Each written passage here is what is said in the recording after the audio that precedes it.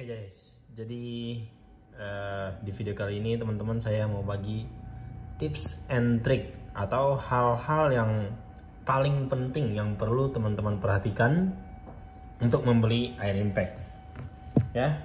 Jadi membeli sebuah atau satu unit air impact ini banyak hal yang perlu diperhatikan teman-teman ya. Kan kita teman-teman saya yakin membeli air impact ini bukan cuma sekedar pengen punya aja atau cuma gaya-gayaan atau menghambur-hamburkan duit, enggak. Karena ini teman-teman alasannya adalah kebutuhan ya, yaitu untuk kebutuhan kerja, untuk mempermudah dan membuat efisiensi kerja semakin lebih cepat dan gampang ya, seperti itu teman-teman ya. Itu alasan kenapa kita harus beli impact. Namun membeli air impact harus tidak sembarang beli aja teman-teman. Yang pertama, teman-teman harus tahu kebutuhannya seperti apa, spesifikasi atau sasaran kerjanya di mana, seperti itu teman-teman. Contoh, karena ini banyak sekali saya temukan kesalahan-kesalahan customer ya, atau para owner membeli barang yang salah ya. Itu yang paling penting dulu teman-teman. Satu, poin yang pertama adalah harus tahu impact mana yang teman-teman butuhkan. Jangan sembarang beli aja, jangan tergiur hanya dengan harga yang murah atau dengar dari teman atau mungkin dilihat dari fisiknya cantik, bagus kayak gitu. Jadi itu saya harap teman-teman menghindari dulu ya poin itu ya. Harus tahu, dan yang paling sering itu biasanya harga murah tapi tidak sesuai dengan ekspektasi. Contohnya tidak sesuai dengan sasarannya. Ini tidak sedikit teman-teman salah membeli unit yang salah. Yang saya maksud seperti ini. Contoh, teman-teman punya bengkel untuk bengkel mobil, tetapi teman-teman pilihnya impact yang buat bengkel motor. Nah, artinya unit yang teman-teman beli adalah unit yang salah, nggak sesuai dengan kebutuhan teman-teman, sehingga nanti ketika dibeli itu cepat rusak atau nggak kuat, nggak ada tenaga. Jadi itu saya harap teman-teman harus paham dulu tentang itu ya. Jadi tahu dulu sasarannya. Ketika teman-teman punya bengkel motor, maka belilah impact yang untuk bengkel motor. Atau kalau teman-teman punya bengkel mobil, jadi teman-teman harus beli yang impact untuk bengkel mobil. Itu paling penting, utama, harus Anda pahami dulu. Yang kedua, nggak kalah penting teman-teman. Di sini tuh nggak sedikit teman-teman mengeluh ketika punya bengkel mobil, terus beli impact buat bengkel mobil juga. Ini sangat sering juga terjadi teman-teman ya.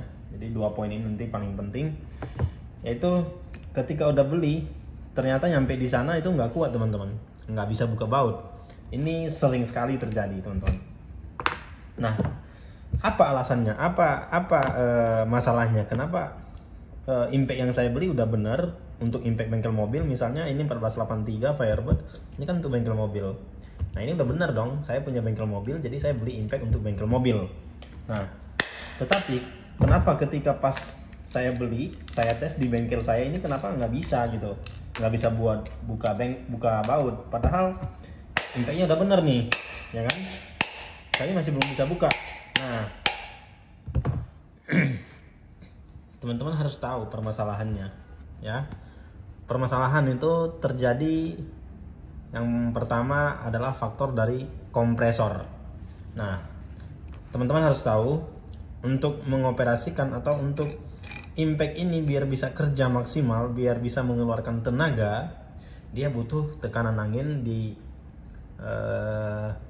tekanan angin lah 90 sampai 120 PSI. Artinya teman-teman harus punya tekanan angin 6 sampai 9 bar, atau kompresornya 2 PK teman-teman minimal. Jadi ketika teman-teman punya kompresor 3/4 HP atau mungkin 1 HP, tapi teman-teman paksain buat punya impact untuk bengkel mobil, itu sangat tidak direkomendasikan teman-teman. Karena kenapa? Nanti ketika dites, yang terjadi apa? Impactnya nggak akan kuat, tenaganya nggak akan ada suaranya. Nah, saya kasih contoh teman-teman ya. Bentar.